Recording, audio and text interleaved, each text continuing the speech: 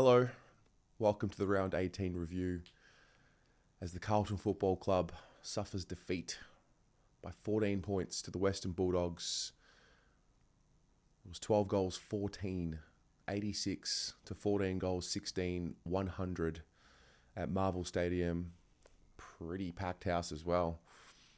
A disappointing result.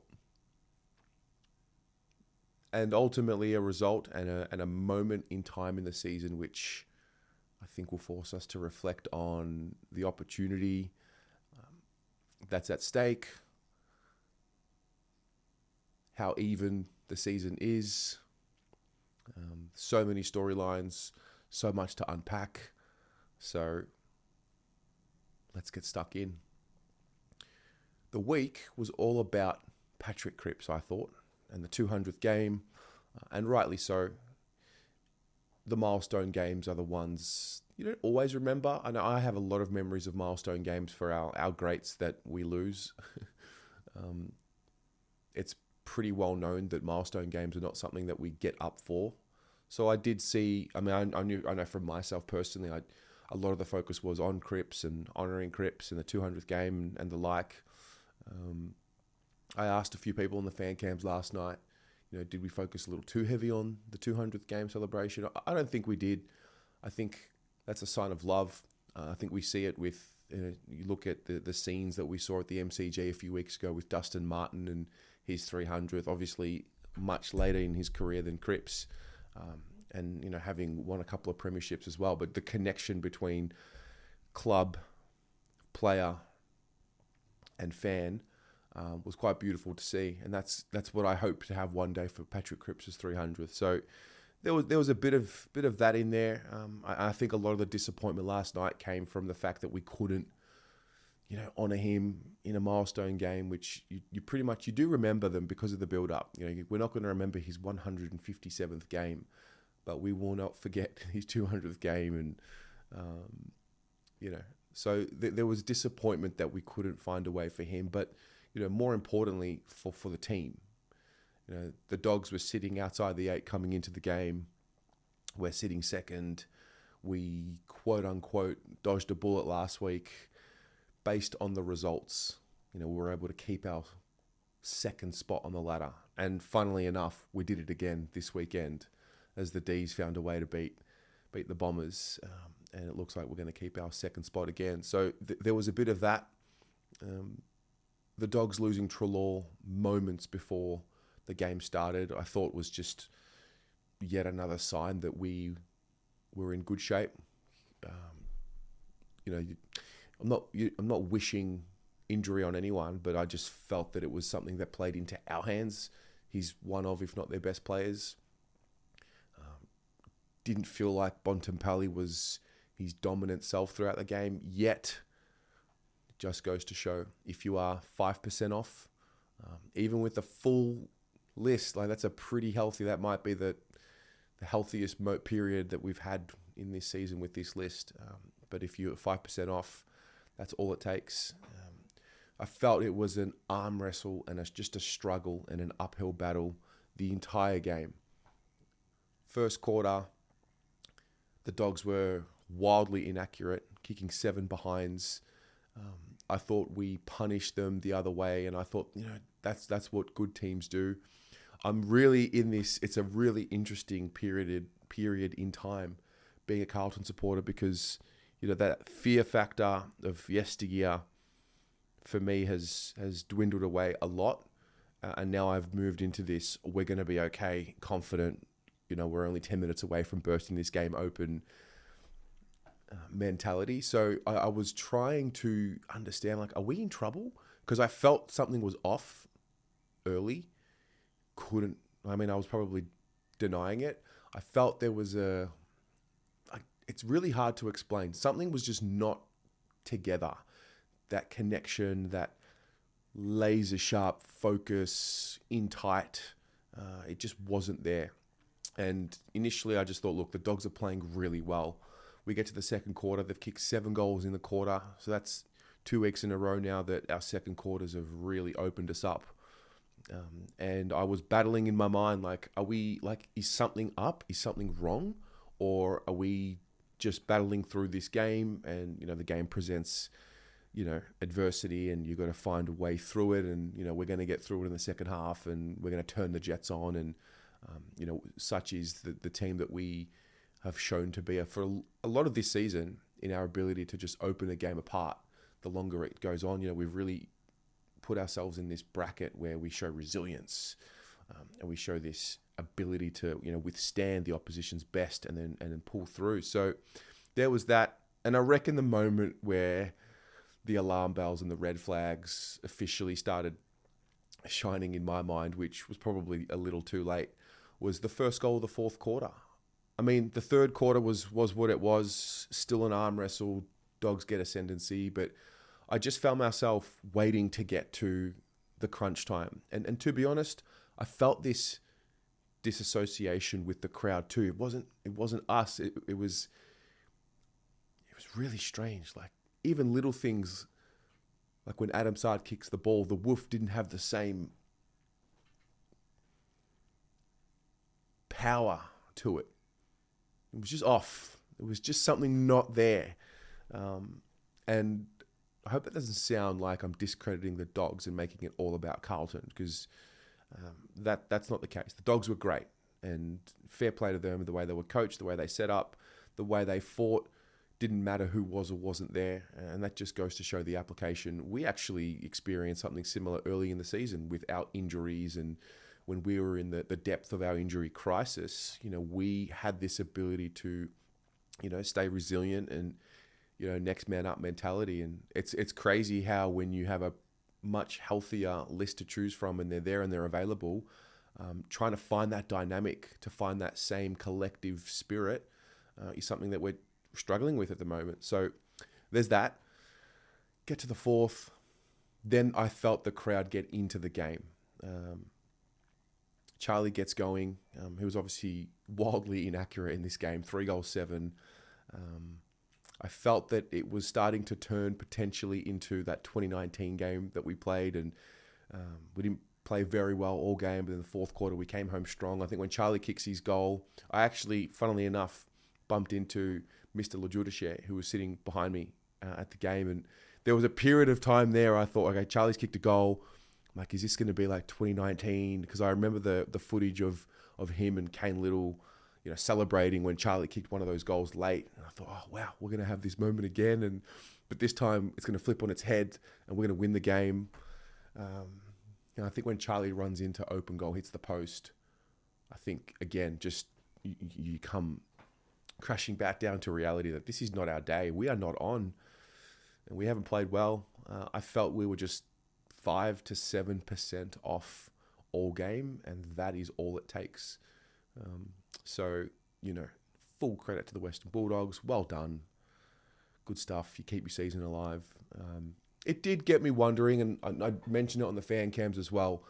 The 5-game, how many times do we say, remember this, enjoy this now, because it becomes memory? All of a sudden, that 5-game stretch that we just had, that was 5 of the best games that we've seen this group put together consistently. And I know I felt in my mind, just through the way I was feeling and thinking and the conversations we were having with all of you, was around, okay, look at what we've been able to push into, the level we've been able to find. So naturally the question of, is there a level of complacency? Like, do we feel like we've done enough? Now, obviously that's not the case. But it's really difficult, and this is a new challenge for us now, because most of the time up until this period, we've been just scrapping, fighting, just to, prove that we are even in the mix, or that we're capable, or that we can do it. We've been fighting pretty much where the Western Bulldogs were at this point in the year for a long time, if not even worse. So now that we're sitting in this top 2 prestigious spot, our conversations amongst us in the fan base are around, we've got to really set it up now, and beat the Cats by 10 goals. We've got to make sure we get that top 2 spot, qualifying final. We've got to make sure that prelim finals at the MCG, and we're thinking way too far ahead. And then the reality of of footy and life just hits you in any realm. The moment you start looking too far ahead, I mean, you've got to be ready and you've got to believe you can do it. And so there's that. But I know for me, it's, you just got to bring yourself right back to the moment. And that's important. And I do wonder how much of that rings true in the playing group. I'll never know. That's something only they can figure out themselves. But this is a new period. You know, we know we're good when we are focused and when we are on and when we are motivated and when, so the challenge for us, and it was the challenge going into the season, it's still going to be the challenge, just because we had that awesome 5-game stretch doesn't mean, we've found the level and then it's just going to continue to rise. Like it's a game of ebbs and flows. So we've got to find that spirit. We've got to find that collective balance again. We've got to find that synergy, because we are a mighty good team. We don't have to prove it anymore. And maybe there's something in saying that. Maybe we still do have to prove it. Maybe we can't just get to a point where we know we're capable and stop, or push for more. The supporters, we are irrational. We think irrationally. We are emotional. More than anything, that's what makes us so great. So getting a better balance, I know in my mind as well, of just focusing on the task at hand. And I mean, I know this point in the season, you sort of go through the motions. It's a bit of a grind. You're in round 18, you're sitting nicely, still work to do. So yeah, it's almost like I feel the seeds of doubt and the little elements of fear are not a bad thing for this group. We can't get ahead of ourselves. And sometimes a little bit of fear isn't the worst motivating factor moving forward. So yeah, I'm not panicking. I don't think any of us are. And that's something I noted last night in the fan cams too. Losses now are very different. It's a completely different experience to what it used to be. The general question amongst my friends is, how's the fan cams? Did people get angry? Was there a meltdown? It's like, no, I mean, we're disappointed. There was an emotional investment in this game because of how much we love Patrick Crips and, how much we really want this group, to be the group that breaks the drought. And I think that is the other and probably the most important point from this round moving forward. And that's about the opportunity. Look at the group. Look at the list. Look at what's out there. Let's not kid ourselves. This is the best list of players that we've had with the potential of winning something in a long time. And I'm sure they know it. I'm sure they're aware of it. And collectively, it's such a challenge. And that's something that the coaches are going to have to do, and that's for them. But, you can't look back and say to yourself, shit, I could have done more, or I should have done more, or I didn't fix this thing up in my life or, in the season. And that would have contributed to getting more out of myself or ourselves. So that's what I see right now. I see a group that's just dealing with this part of the season. It's almost like we're looking for a challenge, like a bit of self-sabotage at times, which I can relate to in my life. I think a lot of us can as well. Things are going well, you self-sabotage, you give yourself a reason to have to overcome something else. So I think we're just still battling through and maturing. I don't think, not yet anyway, we're not at a point where we reach a certain level of, really high IQ play and then it just stays there. We're going to have lapses. It's just about controlling the lapses, making sure they don't become, big ditches like what we saw in 2023. So yeah, it's about the opportunity, and the guys have just got to regroup. They've got to get their focus back. This is above the shoulders for me. I don't think, obviously tactics will come into it, and coaching, and Bevo would have put something together that worked really well, and opposition coaches will do the same. But for the most part, this was an exercise of the mind in round 18, and that's the test that we failed to pass this week. So let's see how we go. That's 2 losses in a row. Got to get back on the winners list. Like I said earlier in the video, the competition seems to be experiencing something similar as well. The D's doing us a major service, just keeping us in that second spot. But now, because of the credits in the bank that we were able to earn, we didn't lose too much position on the ladder in the last few weeks. But now, you lose 2 in a row, that's it.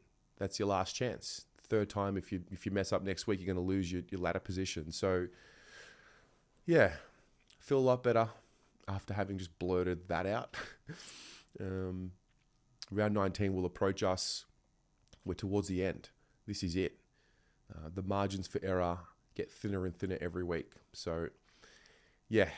Now, player of the game was Patrick Crips. Pretty straightforward. His ability to lift, his ability to kick goals now is awesome. He's having a career best year as far as I see it. This is the best version of him that I've seen.